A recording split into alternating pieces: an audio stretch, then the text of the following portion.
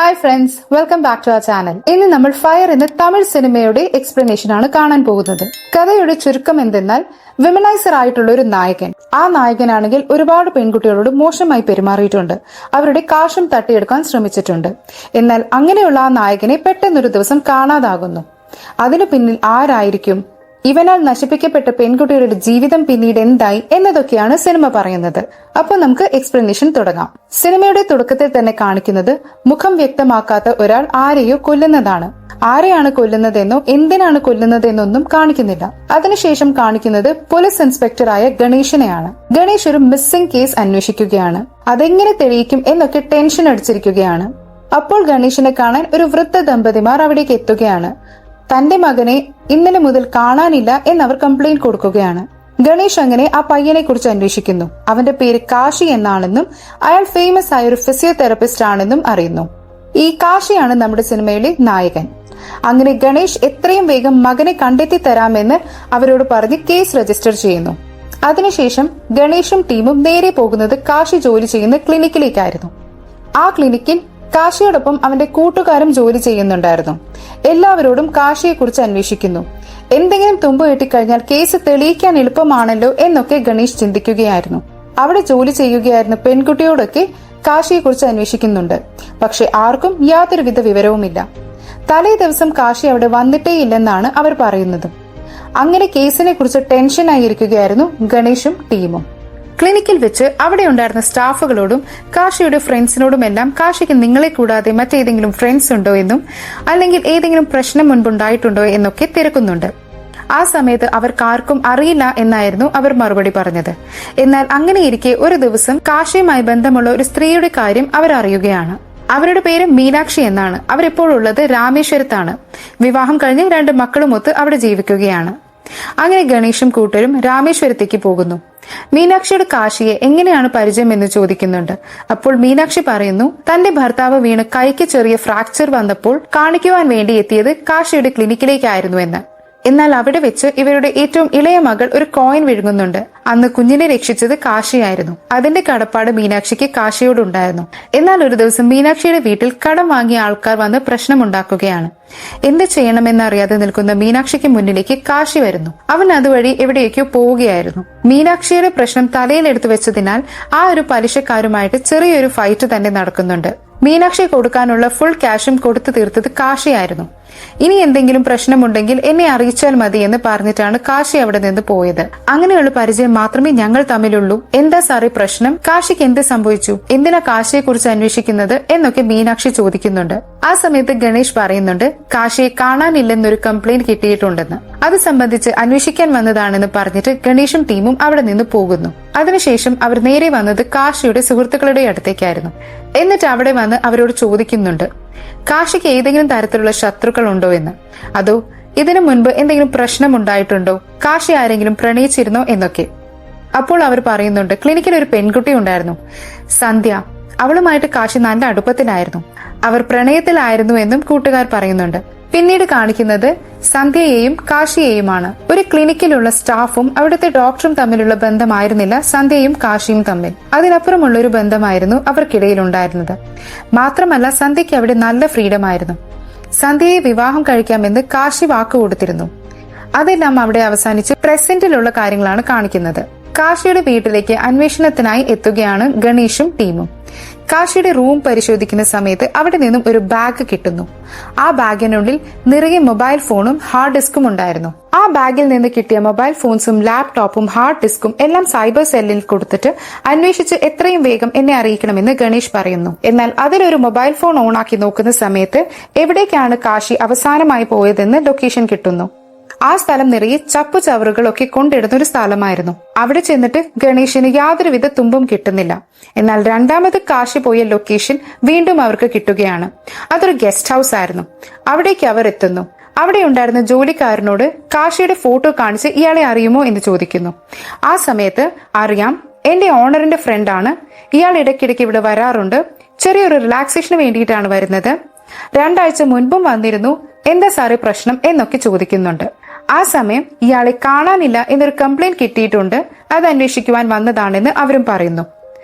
എന്നാൽ മറ്റൊരു വശത്ത് ആ ലാപ്ടോപ്പ് ഒക്കെ പരിശോധിച്ചിട്ട് സൈബർ സെൽ ഉദ്യോഗസ്ഥന്മാർ പറഞ്ഞത് ഇതിൽ യാതൊരുവിധ കാര്യങ്ങളുമില്ല, ആകെയുള്ളത് കുറച്ച് സിനിമകളും പാട്ടുമാണെന്നാണ്, അല്ലാതെ വേറെ ഒന്നും ഇതിലില്ലെന്ന് പറയുന്നു. അത് കാരണം ഗണേഷും ടീമും പിന്നെ ആ ലാപ്ടോപ്പ് ഒന്നും ചെക്ക് ചെയ്യുന്നില്ല.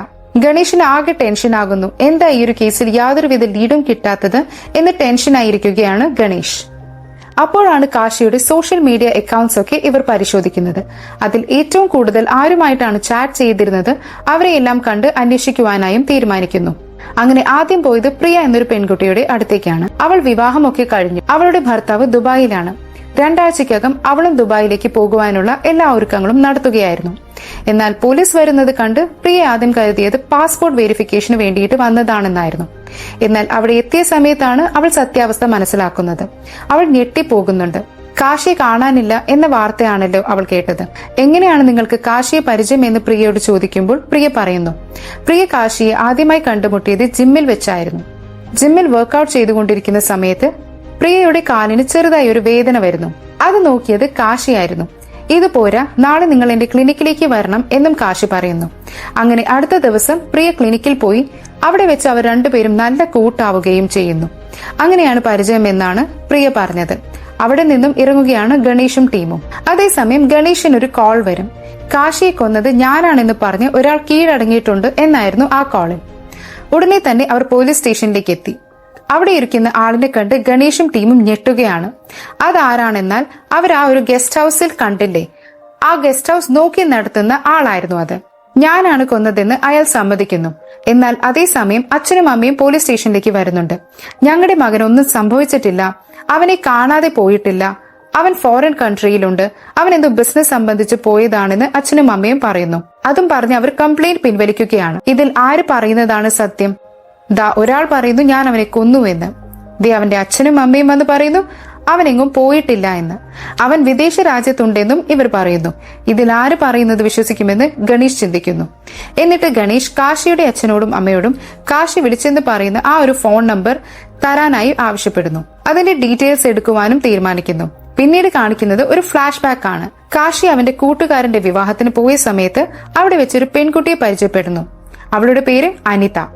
ഈ അനിതയുടെ ഭർത്താവാണെങ്കിൽ വിവാഹം കഴിഞ്ഞ ആദ്യ നാളിൽ തന്നെ ആക്സിഡന്റ് ആയി മരണപ്പെട്ടു പോയി. അതിനുശേഷം അനിതയാണെങ്കിൽ ഒറ്റയ്ക്കൊരു ജീവിതമാണ് നയിക്കുന്നത്. അവിടെ വെച്ച് കാശിയും അനിതയും നല്ല കൂട്ടാവുകയാണ്. അനിതയാണെങ്കിൽ തന്റെ ജീവിതത്തെ പറ്റിയൊക്കെ കാശിയോട് പറയുന്നു. കാശി പറയുന്നുണ്ട്, എനിക്ക് മുൻപൊരു ലവർ ഉണ്ടായിരുന്നു. ഞങ്ങൾ രണ്ടുപേരും ബൈക്കിൽ പോകുന്ന സമയത്ത് ആക്സിഡന്റ് ആയി. അവൾ എന്റെ കൺമുന്നിൽ വെച്ച് മരണപ്പെട്ടു പോയി എന്ന്. അതിനുശേഷം ഒറ്റയ്ക്കൊരു ജീവിതമാണ് ഞാൻ നയിക്കുന്നതെന്നും അവൻ സങ്കടത്തോടെ പറയുന്നു. അത് കേട്ട് അനിത പറയുന്നുണ്ട്, ഇനി അങ്ങോട്ട് ഞാനുണ്ട്, ഇനി ഒറ്റയ്ക്കാണെന്ന് ഒരിക്കലും കരുതരുതെന്ന്.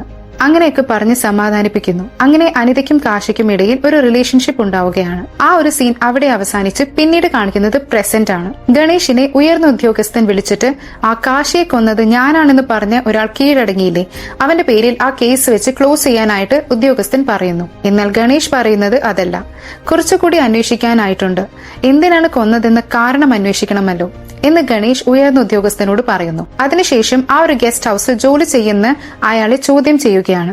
അപ്പോഴാണ് അയാൾ ഒരു സത്യം തുറന്നു പറയുന്നത്. കാശിയുടെ ക്ലിനിക്കിൽ ജോലി ചെയ്തിരുന്ന സന്ധ്യ എന്ന പെൺകുട്ടിയുമായിട്ട് കാശിക്ക് നല്ല അടുപ്പമുണ്ടായിരുന്നല്ലോ. അങ്ങനെ ക്ലിനിക്കിൽ ആരുമില്ലാത്തൊരു ദിവസം അവിടെ വെച്ച് അവർ രണ്ടുപേരും ഫിസിക്കൽ റിലേഷനിൽ ഏർപ്പെട്ടുവെന്ന്. അടുത്ത ദിവസം ഈ സന്ധ്യ ജോലിക്ക് വന്നപ്പോൾ അവൾ കണ്ടത് കാശിയുടെ ലാപ്ടോപ്പിലും മൊബൈലിലും നിറയെ വീഡിയോകളാണ്.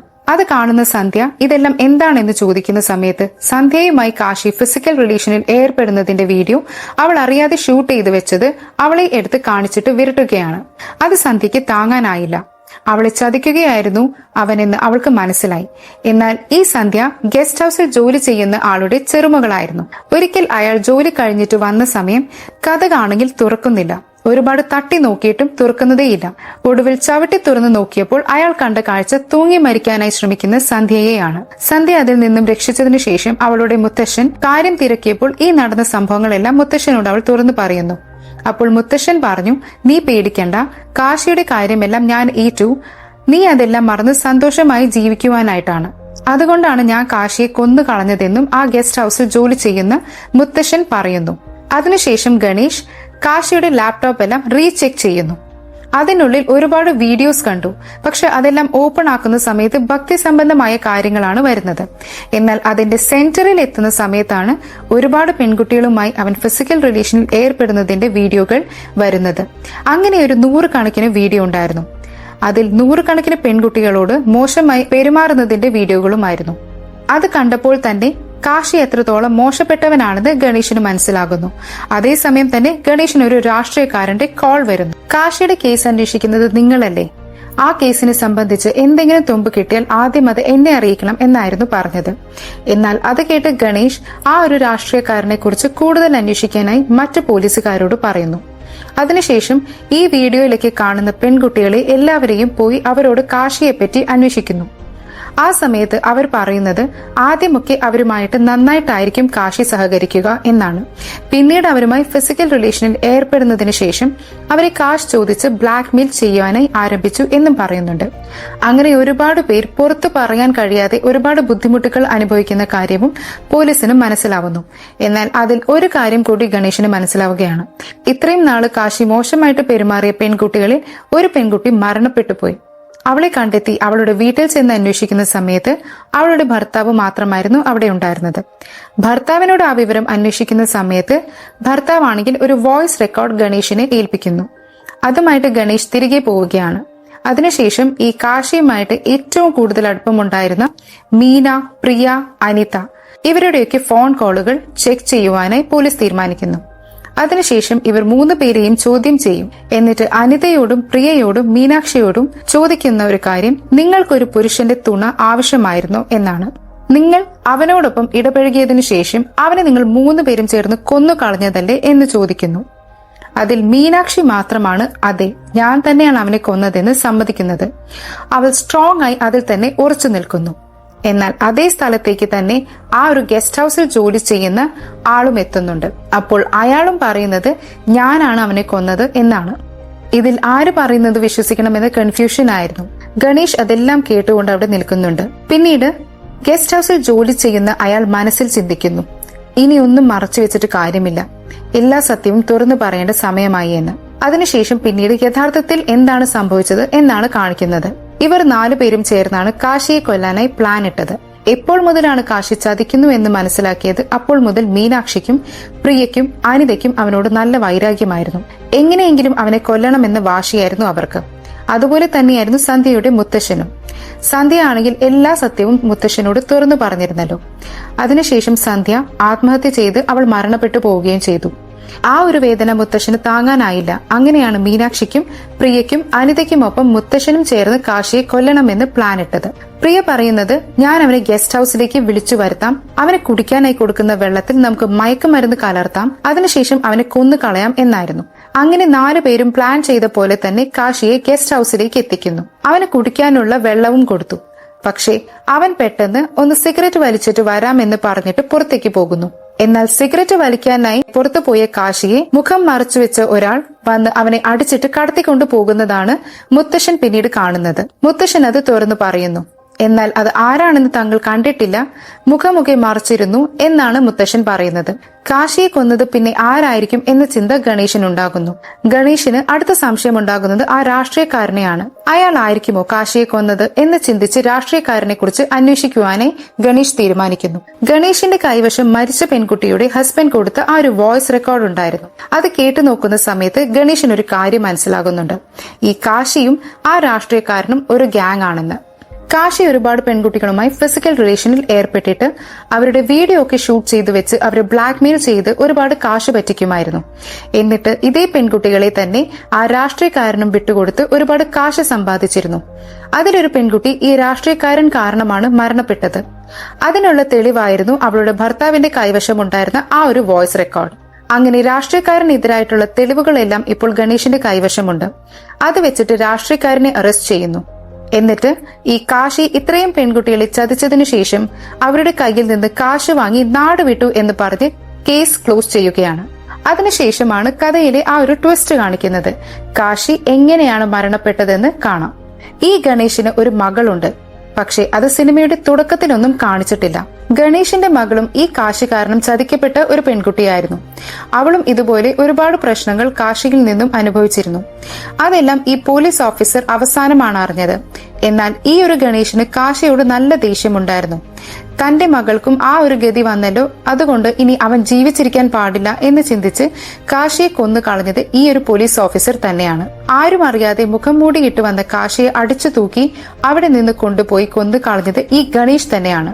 തന്റെ മകൾക്ക് വേണ്ടിയിട്ടാണ് ഗണേഷ് അത്തരമൊരു പ്രവൃത്തി ചെയ്തത്. എന്നിട്ട് ആർക്കും സംശയം തോന്നാതിരിക്കാൻ വേണ്ടിയിട്ട് കാശി മിസ്സിംഗ് ആയിട്ടുള്ള കേസ് ഗണേഷ് അന്വേഷിക്കുവാനായിട്ടും തീരുമാനിച്ചു. അതിനു വേണ്ടിയിട്ട് ഒരു ടീമിനെയും രൂപീകരിച്ചു. എന്നിട്ട് അവസാനം എന്താണ് ചെയ്തത്? കാശി പെൺകുട്ടികളെയൊക്കെ പറ്റിച്ച് അവരുടെ കാശുമായി നാട് വിട്ടു എന്ന് പറഞ്ഞ് കേസ് ക്ലോസ് ചെയ്തു. അതിന്റെ എല്ലാത്തിന്റെയും മാസ്റ്റർ ബ്രെയിൻ ഗണേഷ് തന്നെയാണ്. അതോടുകൂടി സിനിമയുടെ കഥ അവിടെ അവസാനിക്കുന്നു. ഈ ഒരു ട്വിസ്റ്റ് ആരും പ്രതീക്ഷിച്ചു കാണില്ലല്ലേ? സോ ഇന്നത്തെ ഈ വീഡിയോ എല്ലാവർക്കും ഇഷ്ടമായി എന്ന് കരുതുന്നു. ഇഷ്ടമായെങ്കിൽ ലൈക്ക് ചെയ്യുക ആൻഡ് സപ്പോർട്ട് ചെയ്യുക. ചാനൽ ഇഷ്ടപ്പെട്ടാൽ സബ്സ്ക്രൈബ് ചെയ്യുക. Thank you.